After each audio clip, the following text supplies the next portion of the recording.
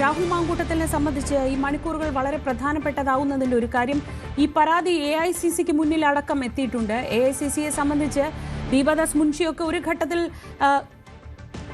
ഉത്തരവ് പിന്നീട് രാഹുൽ മാങ്കൂട്ടത്തിന്റെ മുൻകൂർ ജാമ്യാപേക്ഷയിൽ ഉടൻ ഉത്തരവില്ല എന്നാണ് മനസ്സിലാക്കുന്നത്. ഡാൻ കുര്യൻ, ഡാൻ, എന്താണ് വിശദാംശങ്ങൾ? പ്രതീക്ഷിച്ചത് തന്നെ സംഭവിച്ചിരിക്കുന്നു. വിധിയിൽ ഇന്ന് വിധി ഉണ്ടാകില്ല. വാദം കേട്ടതിന് ശേഷം വിധി പറയാനായി മാറ്റിയിരിക്കുന്നു. ഒരുപക്ഷെ ഇനിയുള്ള ഏറ്റവും നാടകീയമായ നീക്കം അന്വേഷണ സംഘത്തിന്റെ ഭാഗത്തു നിന്നാണ് ഉണ്ടാകേണ്ടത്. കാരണം ഈ ഇടവേളയ്ക്കിടയിൽ രാഹുൽ മാങ്കൂട്ടത്തിനെ പിടികൂടാനായാൽ അന്വേഷണ സംഘത്തിന് അത് വലിയൊരു ക്രെഡിറ്റ് ആകും. പിടികൂടാനായില്ലെങ്കിൽ വലിയ തരത്തിൽ രാഹുൽ മാങ്കൂട്ടത്തിന് വേണ്ടി തിരച്ചിൽ നടത്തിയ അന്വേഷണ സംഘത്തിന്റെ എല്ലാ ശ്രമങ്ങളും വൃഥാവാകുന്ന സാഹചര്യം വരും. ഇനിയും ഇവരെ വെട്ടിച്ചുകൊണ്ട് എത്ര നേരം രാഹുൽ മാങ്കൂട്ടത്തിന് ഒളിവിൽ കഴിയാൻ കഴിയും എന്നതാണ് ഏറ്റവും പ്രധാനപ്പെട്ട കാര്യം. എന്തായാലും വിധി പറയാനായി കേസ് മാറ്റിയിരിക്കുന്നു. കാരണം അത്രയും ശക്തമായ വാദമുഖങ്ങളാണ് കോടതിയിൽ അടച്ചിട്ട മുറിയിൽ ഇരുഭാഗങ്ങളും പ്രോസിക്യൂഷനും പ്രതിഭാഗവും നടത്തിയത്. അവിടെ ഹാജരാക്കിയിരിക്കുന്ന തെളിവുകളടക്കം ഡിജിറ്റൽ രേഖകളടക്കം വിശദമായ പരിശോധനയ്ക്ക് വിധേയമാക്കേണ്ടതുണ്ട്.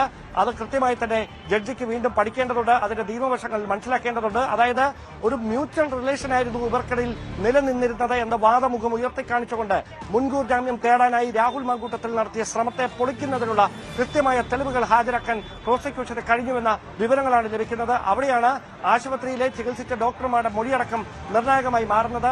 യുവതിയെ ഭീഷണിപ്പെടുത്തുന്ന തരത്തിലുള്ള ഇടപെടൽ പലതവണ രാഹുൽ മാങ്കൂട്ടത്തിന്റെ ഭാഗത്തുനിന്നുണ്ടായി എന്ന് വ്യക്തമാക്കുന്ന ശബ്ദരേഖകളടക്കമാണ് യുവതി കോടതിയിൽ ഹാജരാക്കിയിരിക്കുന്നത്. ഒരുപക്ഷെ ഇതടക്കമുള്ള കാര്യങ്ങളുടെ നിജസ്ഥിതി ബോധ്യപ്പെടുന്നതിന് വേണ്ടിയാകും കൂടുതൽ പഠിച്ചതിന് ശേഷം വിധി പറയാനുള്ള തീരുമാനത്തിലേക്ക് കോടതി എത്തിയിരിക്കുന്നത് എന്ന് വേണം മനസ്സിലാക്കാൻ. എന്തായാലും നമ്മൾ മുമ്പ് പറഞ്ഞിരുന്ന 3 സാധ്യതകളെ ആദ്യത്തെ സാധ്യത വാദം നീണ്ടുപോയാൽ വിധി പറയാനായി മാറ്റും. അത് തന്നെ ഇപ്പോൾ സംഭവിച്ചിരിക്കുന്നു. ഇനി അന്വേഷണ സംഘത്തിന്റെ ഭാഗത്തുനിന്ന് ഏത് നീക്കം ഉണ്ടാകുമെന്നതിലാണ് വ്യക്തത വരാനുള്ളത്.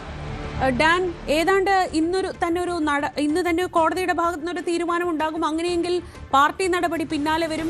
കോടതിയിൽ എന്ത് സംഭവിക്കും? കൽപ്പറ്റ കേന്ദ്രീകരിച്ചോ മറ്റൊരു കീഴടങ്ങൽ ഉണ്ടാകും. അങ്ങനെ ചെയിൻ റിയാക്ഷൻ പോലെ ഈ കോടതിയുടെ തീരുമാനത്തെ ചുറ്റിപ്പറ്റി പല കാര്യങ്ങളും നടക്കുന്നുണ്ടായിരുന്നു.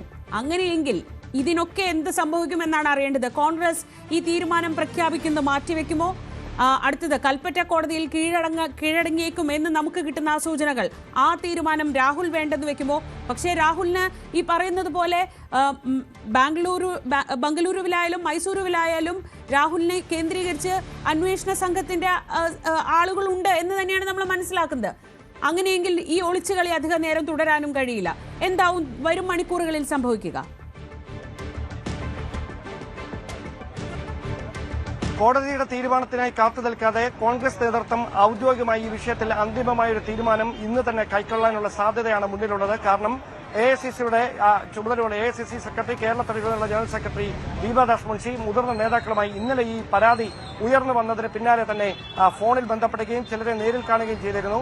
അപ്പോൾ തന്നെ പ്രധാനപ്പെട്ട നേതാക്കൾ ഒരുപോലെ ആവശ്യപ്പെട്ടത് ഇനി കോടതിയുടെ ഭാഗത്തുനിന്ന് ഒരു ഇടപെടൽ ഉണ്ടായതിനു ശേഷം ഗതികെട്ട് മാറ്റി എന്ന ഒരു അവസ്ഥയിലേക്ക് പാർട്ടിയെ എത്തിക്കേണ്ട. പാർട്ടി ബോധ്യപ്പെട്ടതിന്റെ അടിസ്ഥാനത്തിൽ, പാർട്ടിക്ക് നേരിട്ട് പരാതി ലഭിച്ചതിന്റെ അടിസ്ഥാനത്തിൽ ഉടനടി നടപടിയെടുത്തുവെന്ന് പറഞ്ഞാൽ അത് തെരഞ്ഞെടുപ്പ് രംഗത്തടക്കം പാർട്ടിക്ക് പ്രചാരണ വേദികളിൽ കൃത്യമായി പ്രതിരോധം തീർക്കാൻ കഴിയുന്ന ഒരു വിഷയമായി മാറും. അതുകൊണ്ട് അടിയന്തരമായൊരു നടപടിയിലേക്ക് കടക്കണമെന്ന ആവശ്യത്തിൽ മുൻ KPCC അധ്യക്ഷന്മാർ ഉൾപ്പെടെയുള്ളവർ ഉറച്ചു നിൽക്കുകയായിരുന്നുവെന്നാണ് വിവരം. അങ്ങനെയാണ് ദീപദാസ് മുൻഷി ഈ തീരുമാനം ഹൈക്കമാൻഡിനെ അറിയിക്കുന്നത്. പിന്നീട് ഹൈക്കമാൻഡിന്റെ ഭാഗത്തു നിന്നാണ്